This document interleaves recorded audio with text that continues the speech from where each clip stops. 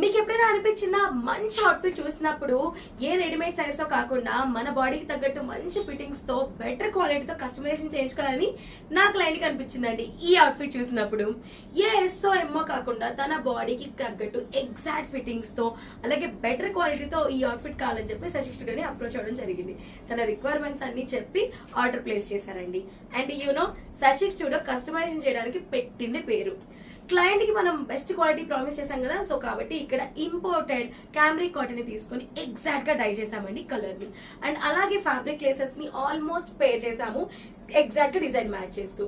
And Shashi స్టూడియోలో finest fitting finishing వల్ల beautiful గా రన్ అవుట్ అయింది.